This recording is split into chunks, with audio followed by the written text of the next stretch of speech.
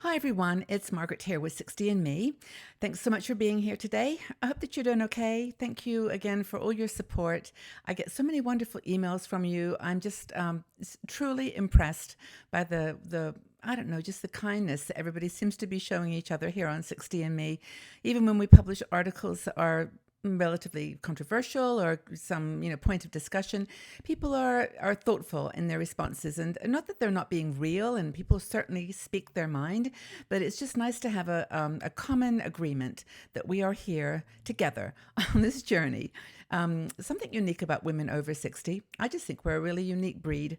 We've been through a lot in our lives, and I think that shows. So I'm just going to tweak my camera a little bit there. So, do you like my necklace? I got this necklace in Porto. I was there a little while ago, and it was like €3. Not that I have to explain how everything costs, but I don't have a ton of money to spend on jewelry. But this is cork. Porto is very famous for wine, port wine, and also for cork. They make it there. So this is a really cool little necklace, and I bought this just in a tourist shop, just souvenirs. And I just love this piece. I thought that was really really cool. Anyway, so here we are. Tea, my morning tea.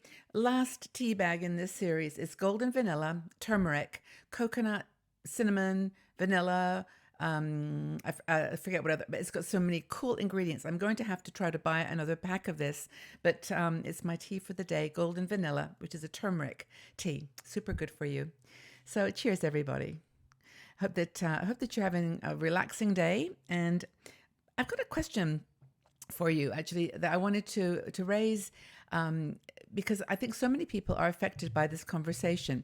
It was an article written by Elise Marquin-Johns, and Elise is one of our bloggers, and she actually writes for us on topics related to fashion and beauty sometimes. But she also wrote this one about something that I think a lot of you will relate to, which is being an introvert. She said she read this really funny story, this story about things that introverts can do at parties, and it was like, I read these: play with a pet, hide in the bathroom, do the dishes, leave early.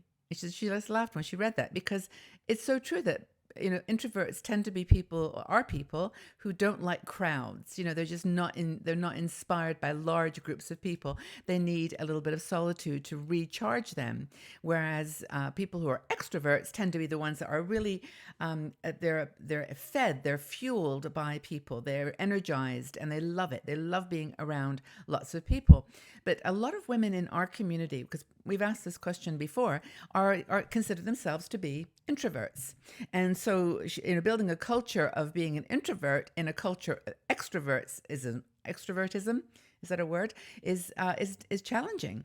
So introverts who don't like crowds and like to be by themselves and appreciate stillness and quiet are challenged, because a lot of the measurement for success in our society today is around being an extrovert, being outspoken, being out there talking about your thing, your passion, your cause, whatever it might be. Celebrities are worshipped for being outgoing and social. But a lot of celebrities are also quite introverted, and I think that's some of the reason that sometimes people who are celebrities suffer, because they feel this need to get out there and perform, but at the same time they're actually quite quiet in their own personal style. So the culture, though, tends to value people who are extroverts. Report cards when you're little kids, they always talk about the things you achieve that are visible, like on the test results. They don't really talk about how you share or how you create things or care. And it can be very, very challenging for people. People who can get on with like 5 or 6 people, like have a dread of being in a group of 20 or 30 and having to deal with small talk. This is something that introverts do not do well at. So how does an introvert deal with this? How does an introvert deal with living in a world of extroverts? Now, Susan Cain is an author that Elise mentions, who wrote a book. It was called something like Quiet, The Power of Introverts, something like that. And it's a really, really powerful book. She also did a TED Talk on this topic, and talking about how valuable it is to have extroverts on your team in your company, in your world. And she says that some people are lucky enough to be ambiverts, which are, a little bit of both. But I think when you get right down to it, people tend to be one or the other. I really do think that's true, but there are people that say they are ambiverts, and they can go out there and charge and with into a party and be comfortable. At the same time, they can be quiet at home. So in this TED talk, she talks about in most schools and workplaces, people are rewarded for being outspoken, and they're actually designed for extroverts. I think this is changing a little bit. I remember when I worked at Microsoft, we all had individual offices. And then there was a period where they built a lot of shared spaces where people were. The idea was if you got everybody around the table, they would collaborate and communicate better, group interaction.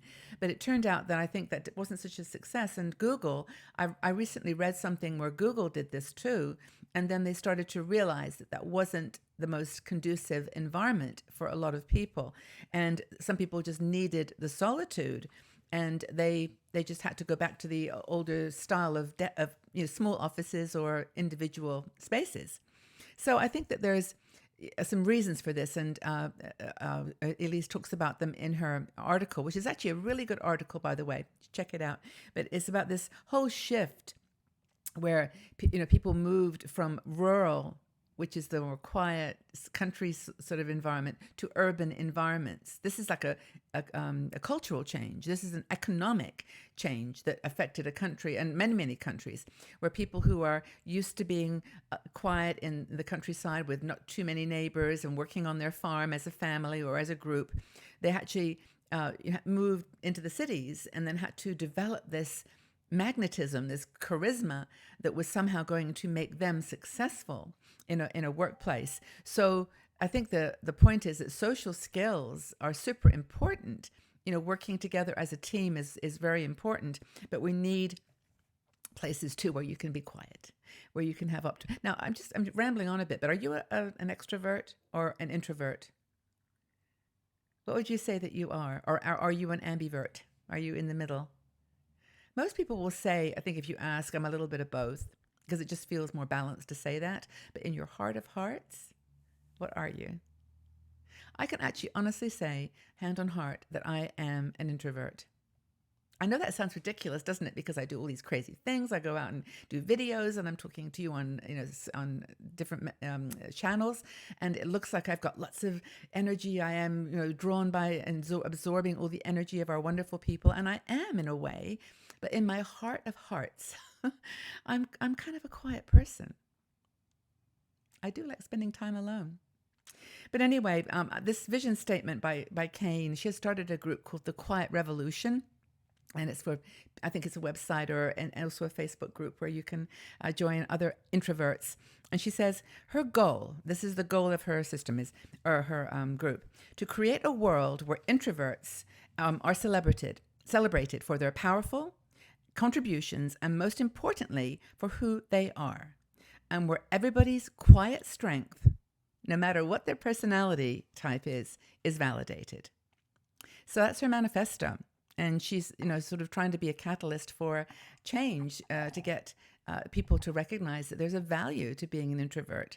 And, quiet leadership is not an oxymoron, that you actually can be a leader and be a quiet leader.